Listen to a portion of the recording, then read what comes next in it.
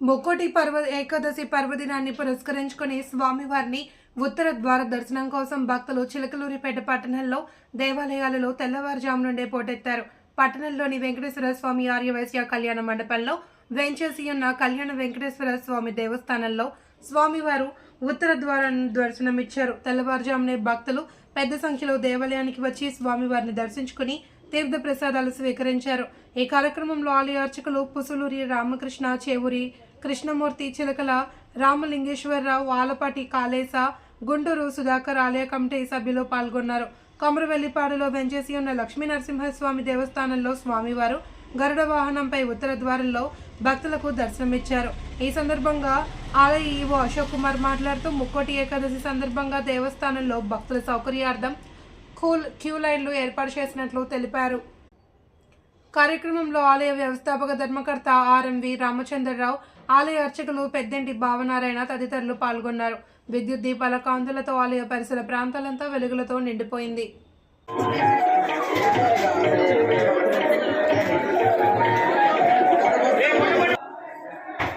కొమరవెల్లిపాడు చిలకలూరిపేట గ్రామంలో వేంచేసి ఉన్న శ్రీ లక్ష్మీ నరసింహస్వామి దేవస్థానం నందు ఈరోజు ముక్కోటి పర్వదినాన్ని పురస్కరించుకొని శ్రీ లక్ష్మీ నరసింహస్వామి దేవస్థానంలో స్వామివారికి గరుడ వాహనంపై ఉత్తర ద్వార దర్శనం ఏర్పాటు చేస్తున్నాము.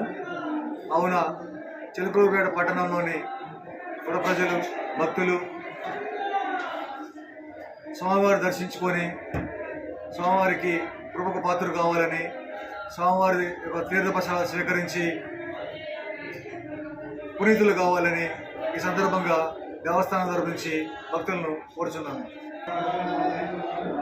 ముక్కోటి సందర్భంగా శ్రీ లక్ష్మీనరసింహ దేవస్థానంలో భక్తుల సౌకర్యార్థం మరి క్యూ లైన్లు ఏర్పాటు చేశాము. అలాగే టెంట్లు కూడా ఏర్పాటు చేశాము. ఇక్కడ దేవస్థానం ముందు ప్రసాద పంపిణీ కూడా జరుగుతుందండి. ఈరోజు ఉదయం తెల్లవారు 4 గంటల దగ్గర నుంచి భక్తులు బారులు తీరి స్వామివారిని దర్శించుకుంటున్నారు.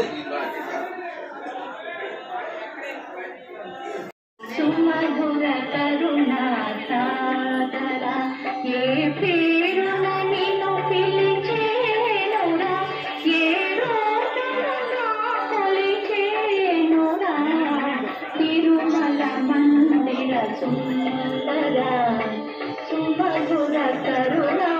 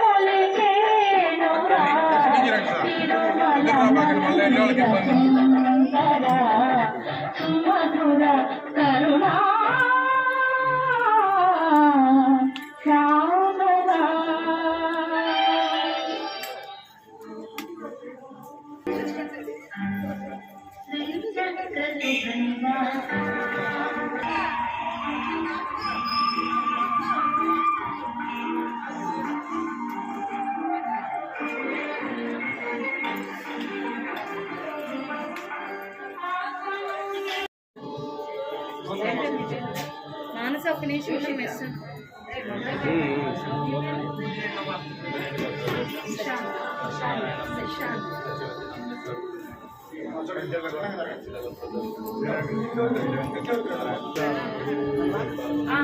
కలపండి, కుంకుమ తీసుకోండి.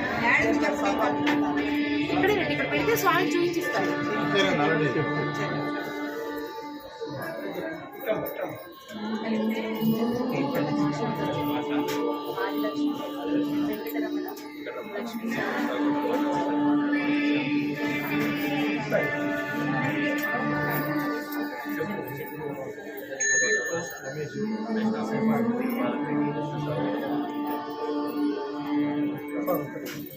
Thank you.